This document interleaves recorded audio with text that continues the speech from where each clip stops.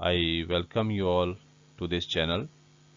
जैसा आप जानते हैं, इस चैनल पर आपको इकोनॉमिक सब्जेक्ट से रिलेटेड वीडियोस मिलती हैं, जिसमें क्लास 9th, 10th, 11th और 12th सीबीएसई बोर्ड की कंप्लीट सिलेबस वीडियोस अवेलेबल होती हैं।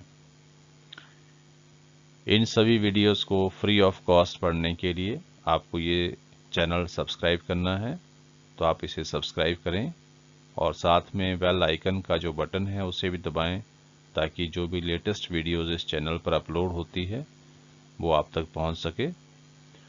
आप अपनी जो फीडबैक है उसको भी कमेंट सेक्शन में लिखकर ज़रूर भेजें, ताकि आपकी रिक्वायरमेंट के हिसाब से कंटेंट को और बेटर किया जा सके। Thank you. I welcome you all in this class. Topic for discussion in this class is factors of production. तो इस क्लास में हम पढ़ेंगे कि जो फैक्टर्स ऑफ प्रोडक्शन हैं, उत्पादन के जो साधन हैं वो कौन कौन से हैं और उनके बारे में हम डिटेल में डिस्कस करेंगे। तो सबसे पहले समझते हैं कि प्रोडक्शन क्या होता है। प्रोडक्शन का मतलब होता है एक प्रोसेस जिसमें हम रॉ मटेरियल को कन्वर्ट करते हैं यूजफुल गुड्स में। जैसे आपके पास टेक्स्ट बुक्स हैं। अब जो टेक्स्ट बुक्स हैं ये क्या है, यूजफुल गुड्स हैं। इसको प्रिंटिंग प्रेस में प्रिंट किया गया होगा, इससे पहले किसी राइटर ने इसको लिखा होगा, और प्रिंटिंग प्रेस में भी एक्सपर्ट लोग होंगे, स्किल्ड लोग होंगे जिसने इसको प्रिंट किया होगा। लेकिन प्रश्न ये है कि ये किस चीज पर प्रिंट हुआ है। बुक जो है आपकी, ये कागज पे प्रिंट हुई है। अब कागज कहाँ से आया? कागज पेड़ पौधों को काटकर या जो भी और वनस्पति को यूज करके रॉ मटेरियल की तरह उसको यूज करते हैं और फिर इंडस्ट्रीज में उसको प्रोडक्शन करते हैं। इंडस्ट्रीज में उसका प्रोडक्शन होता है पेपर का, पेपर मिल्स में पेपर बनता है। तो एक तरह से आपकी जो बुक है ये इसके लिए रॉ मटेरियल का इस्तेमाल किया गया, कागज का इस्तेमाल किया गया। और कागज के लिए रॉ मटेरियल क्या था? पेड़ पौधे, वनस्पति, जिस चीज से भी पेपर जो है बनता है पेपर मिल्स में। तो मतलब क्या हुआ कि एक रॉ मटेरियल था हमारे पास, उसको हमने कन्वर्ट किया किस चीज में? यूजफुल गुड्स में। उसका रूप बदल दिया। अब पेड़ पौधे थे, उसको काट के क्या बनाया गया? पेपर बनाया गया, कागज बनाया गया, और फिर कागज से आगे अलग अलग तरह की चीजें बनाई गई। तो ये एक तरह का ये प्रोसेस है। प्रोडक्शन क्या है? प्रोडक्शन एक ऐसी प्रोसेस होती है जिसमें रॉ मटेरियल को कन्वर्ट करके फिनिश्ड गुड्स या यूजफुल गुड्स बनाई जाती है। This is called your production. अब जैसे आप देखते हैं घरों में, आपके घरों में जो दरवाजे लगे हैं, खिड़कियां लगी है, फर्नीचर है, तो क्या ये शुरू में ऐसे ही था? क्या नेचुरल तरीके में? तो ऐसा नहीं था। जितना भी फर्नीचर आप अपने घर में देखते हैं ये सब लकड़ी से बना हुआ है। लकड़ी कहाँ से आई? पेड़ पौधों से। और पेड़ पौधे is the gift from the nature. तो नो डाउट पेड़ पौधे भी लगाए जाते हैं, प्लांट्स लगाए जाते हैं पहले, उसके बाद वो बड़े होते हैं और कुछ नेचुरल तरीके से भी पैदा हो जाते हैं। तो उससे वो लकड़ी बनी और लकड़ी से फिर उसको शेप दिया गया, एक डिज़ाइन बनाया गया, दरवाजे बनाए गए, सोफ़ा सेट बनाया गया, चेयर बनाई गई, अलमीरा बनाई गई, और भी वुड वर्क जितना भी होता है वो सब लकड़ी से ही होता है। तो मतलब लकड़ी को यूजफुल गुड्स में कन्वर्ट किया गया, इसको हम क्या कहेंगे? प्रोडक्शन कहेंगे। इसी तरह से जो कपड़े हम पहनते हैं, क्लॉथिंग, ये भी किसी न किसी रॉ मटेरियल से बना होता है। जैसे अगर हम कॉटन के कपड़ों की बात करें तो सबसे पहले रॉ मटेरियल हमारे पास क्या है? कॉटन है। कॉटन से फिर थ्रेड बना होगा और थ्रेड के बाद फिर क्लॉथ बने, और जो क्लॉथ बना है उससे फिर पैंट शर्ट जो भी बनता है या जो भी चीज़ें बनाई जाती हैं तो हम उसको यूज़ करते हैं। तो क्या हुआ? कॉटन को किस चीज़ में कन्वर्ट किया गया? यूजफुल गुड्स में। अब इस सारी प्रोसेस को हम क्या कहते हैं? Production process. तो अल्टीमेटली प्रोडक्शन क्या है? Production refers to the process in which raw material is being converted into the useful goods. आप किसी भी चीज़ को ले लीजिए, आप जितनी भी चीज़ें सुबह से लेकर शाम तक जितनी भी चीज़ें आप इस्तेमाल करते हैं, चाहे आपका स्टेशनरी है, चाहे आपका टूथपेस्ट है, टूथब्रश है, पेन है, पेंसिल है, बुक्स हैं, नोटबुक्स हैं, स्कूल बैग है, शूज़ है, या और भी चीज़ें, जो भी राशन की चीज़ें हम मार्केट से खरीदते हैं, ईटेबल्स, हर चीज़ का कहीं ना कहीं एक लिंक जुड़ा हुआ है प्रोडक्शन प्रोसेस के साथ। तो एक तरह से जो रॉ मटेरियल है उसको फिनिश्ड गुड्स में हम कन्वर्ट करते हैं, उसको हम कहते हैं प्रोडक्शन प्रोसेस। और प्रोडक्शन क्या होता है? आउटपुट, जो उत्पादन हो गया। तो किसी भी चीज़ का उत्पादन करने के लिए हमें इनपुट्स चाहिए होते हैं। देखो, अब प्रोडक्शन सिर्फ रॉ मटेरियल से नहीं होगा। प्रोडक्शन करने के लिए हमें रॉ मटेरियल तो चाहिए ही, साथ में हमें मशीनरी भी चाहिए, इक्विपमेंट्स भी चाहिए। इसके अलावा हमारे पास जो है वो एक बिल्डिंग भी होनी चाहिए जहाँ पर हम उसको काम को करें। अब जो बिल्डिंग है वो भी ज़मीन पे तैयार होगी, उसके लिए हमें ज़मीन भी चाहिए। इसी तरह से काम करने वाले लोग भी चाहिए, वर्कर्स भी चाहिए जो उस काम को करेंगे। तो मतलब इसमें बहुत तरह के फैक्टर्स का रोल है। इसी तरह से नॉलेज भी चाहिए उस काम को करने के लिए, स्किल्स चाहिए। कोई ना कोई ऐसा व्यक्ति होना चाहिए, एंटरप्रेन्योर होना चाहिए, जो उन सारे फैक्टर्स ऑफ प्रोडक्शन को यूज़ करे और प्रोडक्शन को आगे कंटिन्यू करे या प्रोडक्शन करे गुड्स एंड सर्विसेज का। तो अल्टीमेटली हमारे पास जो फैक्टर्स ऑफ प्रोडक्शन है उसको हम 4 हिस्सों में डिवाइड करते हैं। पहला है लैंड, और दूसरा है लेबर, तीसरा है कैपिटल, जिसमें हम फिजिकल कैपिटल और वर्किंग कैपिटल दोनों को इंक्लूड करते हैं, और उसके बाद फोर्थ है आपका नॉलेज एंड एंटरप्राइज। इसको हम एंटरप्रेन्योरशिप भी बोलते हैं। तो ये 4 फैक्टर हैं प्रोडक्शन के: land, labour, capital and entrepreneurship. तो इन चारों फैक्टर्स को हम आगे चलकर डिटेल में डिस्कस करेंगे वन बाय वन। सो सबसे पहला जो फैक्टर है वो है लैंड। लैंड का यहाँ एक ब्रॉड मीनिंग है। इसमें सिर्फ हम सॉयल को शामिल नहीं करते हैं, क्योंकि वैसे कॉमन लैंग्वेज में तो हम लैंड का मतलब ज़मीन से समझते हैं, सॉयल से समझते हैं। लेकिन इकोनॉमिक्स में as a factor of production land का एक डिफरेंट मीनिंग है। मतलब लैंड में हम ज़मीन को तो शामिल करते ही करते हैं, बट उसके साथ साथ हम जो भी फ्री गिफ्ट ऑफ नेचर है, मतलब प्रकृति की तरफ से हमें जो भी मुफ्त में मिलता है, उन सब को हम इसमें शामिल करते हैं। जैसे वाटर रिसोर्सेज हैं, फॉरेस्ट है, मिनरल्स हैं, जो कुछ भी हमें प्रकृति की तरफ से मुफ्त में मिला हुआ है, कुछ भी, उस सब को हम किस में शामिल करते हैं? लैंड में शामिल करते हैं। तो जैसे आप देख रहे हैं, ये जो कुछ पिक्चर्स यहाँ दिखाई गई है, यहाँ ये कुछ ज़मीन आपको दिखाई दे रही है जिसमें फसलें लगी हुई हैं, वेजिटेशन है और वनस्पति आपको दिखाई दे रही। ये सब क्या है? ये लैंड का हिस्सा है। इसी तरह से जैसे ये वाटर रिसोर्सेज आपको नज़र आ रहे हैं, उसमें वाटर रिसोर्सेज में कुछ भी हो सकता है, नदियाँ, नाले, समुद्र, महासमुद्र, या कुछ भी जो भी वाटर रिसोर्सेज में आता है वो सब इसमें शामिल होगा। इसी तरह फॉरेस्ट हैं, जितने भी जंगल है, जितनी भी वेजिटेशन है, वो सब का सब लैंड में शामिल होता है। और सभी तरह के मिनरल्स, जो कुछ भी हमें प्रकृति की तरफ से मुफ्त में मिला हुआ है, उस सब को हम किस में शामिल करते हैं? लैंड में शामिल करते हैं। So therefore we say that land includes all free gift of nature. Land does not mean only the soil, but it includes much more than that of soil. It includes all sort of natural gifts, free gift of nature, like water resources, forest, minerals, etc. So next factor of production is labor.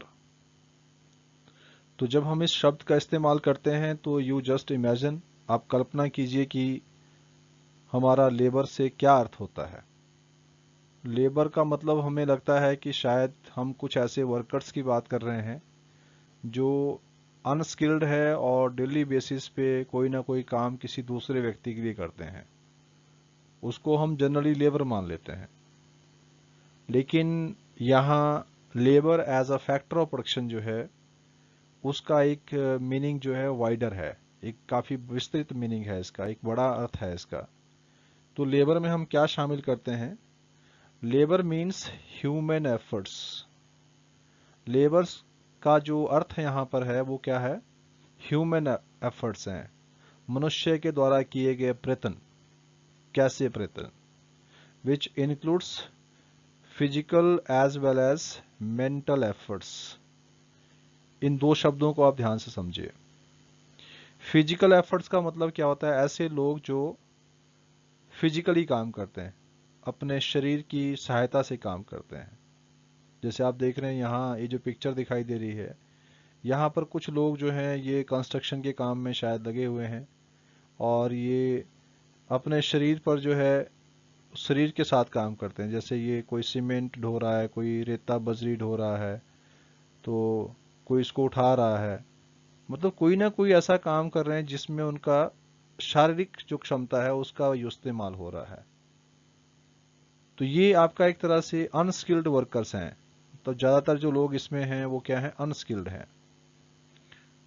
लेकिन skilled workers भी होते हैं। जैसे आप देख रहे हैं एक और पिक्चर यहाँ दिख रही है, ये ट्रेंड लोग हैं किसी काम में, उसको हम इसमें शामिल करते हैं जो फिजिकली काम कर रहे हैं। तो फिजिकल एफर्ट्स का मतलब है कि उसमें दोनों ही तरह के एफर्ट्स को हम लेते हैं या दोनों ही तरह के वर्कर्स को लेते हैं। उसमें हम अनस्किल्ड वर्कर्स को भी लेते हैं और स्किल्ड वर्कर्स को भी लेते हैं जो शरीर के द्वारा काम करते हैं। मतलब काम तो सभी शरीर के द्वारा करते हैं लेकिन उनकी शारीरिक जो क्षमताएं हैं उनका इस्तेमाल यहाँ पर होता है। और कुछ लोग ऐसे भी होते हैं जो अपने मेंटल एफर्ट्स को जो है वो यूज करते हैं अपनी इनकम को कमाने के लिए या काम करने के लिए।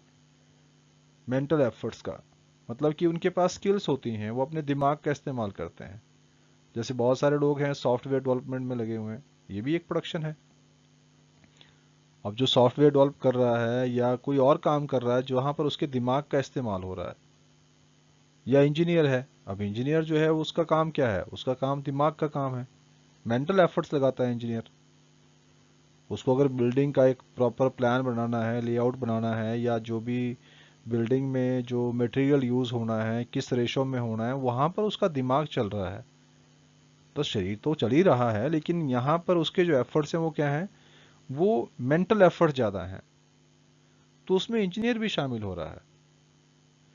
मतलब हर तरह के वर्कर इसमें शामिल होते हैं जो भी प्रोडक्शन प्रोसेस में मदद करते हैं, किसी भी चीज़ के उत्पादन में जो मदद करते हैं वो सब लेबर ही है।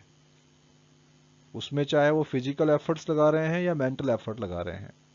इसमें स्किल्ड वर्कर्स भी आते हैं, इसमें अनस्किल्ड वर्कर्स भी आते हैं, इसमें कंप्यूटर ऑपरेटर भी आ रहे हैं, सॉफ्टवेयर डेवलपर भी आ रहे हैं, इसी में इंजीनियर भी आ रहे हैं, इसी में डॉक्टर्स भी आ जाते हैं, इसी में टीचर्स भी आ जाते हैं। So this includes the labour. मतलब इसमें दोनों ही तरह की चीजें आएंगी। ऐसे लोग जो फिजिकल एफर्ट और मेंटल एफर्ट करते हैं वो सब लोग क्या हैं? किस में शामिल होते हैं? लेबर में। तो labour as a factor of production इसका एक वाइडर मीनिंग है। So this was all about the labour as a factor of production. Next factor of production is capital, पूंजी। तो इसमें हम दो तरह की पूंजी को शामिल करते हैं, physical capital and working capital. जो फिजिकल कैपिटल है उसको हम फिक्स्ड कैपिटल भी कहते हैं। तो ऐसी कैपिटल जो दूसरी चीज़ों के प्रोडक्शन में हेल्प करती है, जैसे मशीनरी है, प्लांट एंड मशीनरी बोल सकते हैं, या टूल्स हैं, इक्विपमेंट्स, या फिर बिल्डिंग है, इसको हम क्या कहते हैं, फिक्स्ड कैपिटल। और फिक्स्ड कैपिटल ही क्या होती है, फिजिकल कैपिटल होती है। इनको हम कहते हैं फिजिकल कैपिटल।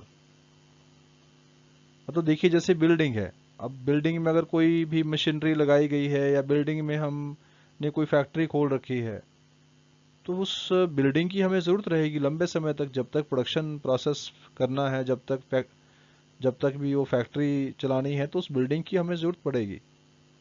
तो ये बिल्डिंग क्या है, this is a fixed capital. इसी तरह से कोई भी फैक्ट्री हो, कोई भी इंडस्ट्री हो, उसमें तरह तरह की मशीनों का भी इस्तेमाल होता है। तो जो मशीनरी है वो भी क्या है, वो भी आपकी फिजिकल कैपिटल है, मतलब वो भी फिक्स्ड कैपिटल है। इसी तरह से जो इक्विपमेंट्स हम यूज़ करते हैं या टूल्स यूज़ करते हैं, वो भी कैपिटल का हिस्सा है, मतलब फिक्स्ड कैपिटल का हिस्सा है। अब जैसे आप देख रहे हैं खेती बाड़ी में, जैसे ट्रैक्टर का इस्तेमाल होता है, हार्वेस्टर का इस्तेमाल होता है, तो ये चीज़ें भी क्या हैं, this is also fixed capital. तो चाहे वो एग्रीकल्चर सेक्टर हो, चाहे वो इंडस्ट्रियल सेक्टर हो, प्रोडक्शन कहीं भी हो रहा हो, चाहे वो फार्मिंग में हो रहा हो या इंडस्ट्रीज में हो रहा हो, उसके लिए हमें टूल्स की आवश्यकता होती है, मशीनरी की आवश्यकता होती है, बिल्डिंग की आवश्यकता होती है। तो ये सब क्या है, this is called the physical capital और फिक्स्ड कैपिटल। दूसरा टाइप जो है कैपिटल का, वो है आपका वर्किंग कैपिटल। तो वर्किंग कैपिटल में हम क्या शामिल करते हैं, अब सिर्फ मशीनरी से या बिल्डिंग से या इक्विपमेंट से प्रोडक्शन नहीं हो जाता है। प्रोडक्शन करने के लिए हमें रॉ मटेरियल भी चाहिए। तो जो रॉ मटेरियल है, ये किसका हिस्सा है, ये हिस्सा है वर्किंग कैपिटल का। अब रॉ मटेरियल के साथ साथ हमें पैसा भी चाहिए प्रोडक्शन करने के लिए। भाई आपको जो भी चीज़ें परचेज करनी है मार्केट से, उसके लिए पैसा तो चाहिए। तो जो मनी है, मनी इन हैंड जो है, this is also what, the part of working capital. तो वर्किंग कैपिटल में हम किस चीज़ को शामिल करते हैं, we include the raw material as well as money. जो पैसा हमें चाहिए और साथ में रॉ मटेरियल चाहिए, उसको हम कहते हैं वर्किंग कैपिटल। तो जैसे इस डायग्राम में आप ये देखिए, अगर सपोज हमें कोई टेक्सटाइल मिल की हम बात कर रहे हैं, तो उसमें कॉटन या जो भी रॉ मटेरियल चाहिए होता है, तो वो क्या है, this is the part of working capital. ये रॉ मटेरियल है, जैसे आप देख रहे हैं यहाँ पर, ये चीज़ जो आप देख रहे हैं डायग्राम में, ये क्या है, कॉटन है। अभी जो कॉटन है, ये क्या चीज़ है, this is the raw material. और इस तरह से मनी है, पैसा चाहिए इन्वेस्टमेंट करने के लिए। जब भी प्रोडक्शन करना है तो we need money for various purposes. तो जो पैसा है वो भी किसका हिस्सा है, वर्किंग कैपिटल का हिस्सा है। तो यहाँ दो चीज़ें आपको ध्यान रखनी है कि कैपिटल को हम दो हिस्सों में डिवाइड करते हैं। एक तो फिजिकल कैपिटल होता है, फिजिकल कैपिटल में हम मशीनरी को लेते हैं, टूल्स को लेते हैं, बिल्डिंग को लेते हैं, जो लंबे समय तक हमारे साथ प्रोडक्शन प्रोसेस में यूज़ हम जिसको कर सकते हैं, लंबे टाइम तक जिसका इस्तेमाल संभव है। और दूसरा जैसे मैंने बताया वर्किंग कैपिटल, तो वर्किंग कैपिटल का में हम शामिल करते हैं सिर्फ रॉ मटेरियल को, और जो मनी की रिक्वायरमेंट हमारे पास है, पैसा जो चाहिए होता है काम करने के लिए, बिजनेस करने के लिए, प्रोडक्शन करने के लिए, वो भी आपका वर्किंग कैपिटल का हिस्सा है। तो इस तरह से कैपिटल के दो तरह के कंपोनेंट्स होते हैं, physical capital and working capital.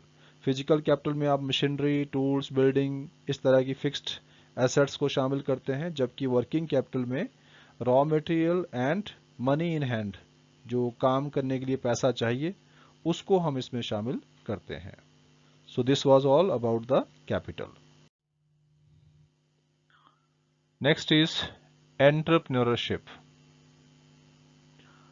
तो जैसा आपने तीन फैक्टर पढ़ लिए ऑलरेडी, लैंड का क्या मीनिंग है, लेबर का क्या मतलब है, कैपिटल का क्या मतलब है, ये हम ऑलरेडी डिस्कस कर चुके हैं। चौथा फैक्टर होता है एंटरप्रेन्योर या एंटरप्रेन्योरशिप, यानी एक ऐसा व्यक्ति जो land, labour, capital, in factors of production को हायर करता है, इनकी सर्विसेज का इस्तेमाल करता है, और इनकी सर्विसेज का इस्तेमाल करके गुड्स एंड सर्विसेज का प्रोडक्शन करता है। प्रोडक्शन किस चीज़ का करता है, वेरियस टाइप्स ऑफ गुड्स। इनका प्रोडक्शन करता है। और फिर जो बिजनेस में उसको किसी भी तरह का प्रॉफिट या लॉस होता है, उसके जोखिम को भी उठाता है वो। बिजनेस में प्रॉफिट भी हो सकता है, लॉस भी हो सकता है। उसकी जिम्मेदारी किसकी होती है? एंटरप्रेन्योर की होती है। अब अगर कोई ऐसा व्यक्ति ही ना हो कि जो इस तरह के रिस्क लेने के लिए तैयार ना हो, तो फिर बिजनेस कैसे चलेगा, प्रोडक्शन कैसे चलेगा? तो प्रोडक्शन करने के लिए बहुत ज़रूरी है कि ऐसा एंटरप्रेन्योर होना चाहिए, एक ऐसा व्यक्ति होना चाहिए जो फैक्टर्स ऑफ प्रोडक्शन, मतलब लैंड, लेबर, कैपिटल, इनकी सर्विसेज को हायर करे, प्रोडक्शन करे, और फिर बिजनेस के प्रॉफिट लॉस का जो रिस्क है उसको भी सहन करे। तो जब तक ऐसा व्यक्ति नहीं होगा तब तक प्रोडक्शन नहीं हो सकता है, तब तक जो बाकी फैक्टर्स हैं उनकी सर्विसेज का इस्तेमाल नहीं हो सकता है। तो एंटरप्रेन्योर्स जो हैं वो स्मॉल स्केल का प्रोडक्शन भी कर सकते हैं, लार्ज स्केल का प्रोडक्शन भी कर सकते हैं। कोई भी मैन्युफैक्चरिंग यूनिट आप शुरू कर रहे हैं, प्रोडक्शन यूनिट शुरू कर रहे हैं, वो छोटे साइज की भी हो सकती है, बड़े साइज की भी हो सकती है। कोई भी व्यक्ति एंटरप्रेन्योर हो सकता है जो फैक्टर ऑफ प्रोडक्शन को इकट्ठा करके गुड्स एंड सर्विसेज का प्रोडक्शन करता है, वही एंटरप्रेन्योर है। तो जैसे यहाँ आप स्लाइड में देख पा रहे हैं, इंडिया के जो टॉप बिजनेस टाइकून्स हैं वो एक तरह के एंटरप्रेन्योर्स ही हैं। जैसे मुकेश अंबानी हैं, अनिल अंबानी हैं, या विप्रो के चेयरमैन हैं। इस तरह अडानी ग्रुप के जो चेयरमैन हैं, टाटा ग्रुप के चेयरमैन हैं, ये बड़े बड़े बिजनेस टाइकून्स जो हैं, ये सब भी क्या हैं? एंटरप्रेन्योर्स हैं। ये तरह तरह की चीज़ों का प्रोडक्शन करते हैं। और भी जो भी स्मॉल स्केल पे किसी भी तरह का प्रोडक्शन यूनिट कोई चला रहा है, तो वो भी एंटरप्रेन्योर है। तो इस तरह से हमने पढ़ा कि 4 तरह के फैक्टर ऑफ प्रोडक्शन होते हैं: land, labour, capital and entrepreneurship. तो जब तक इन चारों के चारों को इकट्ठा नहीं किया जाता, या जब तक इन चारों का रोल नहीं परफॉर्म होता है, तब तक प्रोडक्शन नहीं हो सकता है। चारों ही फैक्टर बहुत ज़रूरी हैं, और इन चारों का यूज़ करके ही, चाहे कोई बहुत बड़ी बड़ी चीज़ें हों, चाहे छोटी चीज़ हो, किसी भी चीज़ का प्रोडक्शन हमने करना हो, हर चीज़ के प्रोडक्शन के लिए ये चारों फैक्टर्स का होना ज़रूरी है। जैसे एग्जाम्पल के लिए मान लीजिए आपके हाथ में जो पेन है, इसका प्रोडक्शन जो है, इसमें भी चारों फैक्टर्स का इस्तेमाल हुआ है। देखो ये जो पेन है, अब ये जो पेन है ये किसी न किसी फैक्ट्री में बना होगा। अब फैक्ट्री में बना है तो फैक्ट्री की कोई ना कोई बिल्डिंग तो होगी, तो ज़मीन, लैंड की वहाँ ज़रूरत थी। उसके बाद फिर मशीनरी की भी ज़रूरत थी, उसमें फैक्ट्री में मशीनें लगाई गई होंगी, इक्विपमेंट्स लगाए होंगे, तो कैपिटल की भी आवश्यकता थी, रॉ मटेरियल की भी आवश्यकता थी इसके लिए। यानी मशीनरी एंड टूल्स का तो हमने बात कर ली, अब रॉ मटेरियल चाहिए था इसको बनाने के लिए। और जिस भी कंपनी ने बनाया है पेन, उसने पैसा भी लगाया होगा, बिजनेस करने के लिए पैसा भी लगाया होगा, तो वो आपका वर्किंग कैपिटल है। तो एक तरह से आपने फिजिकल कैपिटल का भी यहाँ पे इस्तेमाल हुआ, और यहाँ फाइनेंशियल कैपिटल का भी इस्तेमाल हुआ। इसी तरह से ये जो जहाँ पर पेन बना होगा वहाँ पर वर्कर्स ने भी काम किया होगा, तो लेबर की भी वहाँ पर जो है स्किल्ड एंड अनस्किल्ड दोनों ही तरह के वर्कर्स ने काम किया होगा। मेंटल एफर्ट्स भी लगाए होंगे, फिजिकल एफर्ट्स भी लगाए होंगे काम करने के लिए। तो इस तरह से हमें लैंड की भी आवश्यकता पड़ी, लेबर की भी आवश्यकता पड़ी, कैपिटल की भी आवश्यकता पड़ी। और जिस भी कंपनी ने ये पेन बनाया है, उसका कोई ना कोई मालिक भी होगा कंपनी का, जो फैक्टर्स ऑफ प्रोडक्शन को कंबाइन कर रहा है, फिर सर्विसेज का इस्तेमाल कर रहा है, फिर इसका प्रोडक्शन कर रहा है। तो इस तरह से कुल मिला के हमें कह सकते हैं कि हर चीज़ के प्रोडक्शन के लिए जो 4 तरह के फैक्टर हैं, इनका होना अति आवश्यक होता है। I hope that you like this content. So, dear students, if you find this content meaningful and helpful to you, then please share it to other students also, so that they can also be benefited from this. Thank you.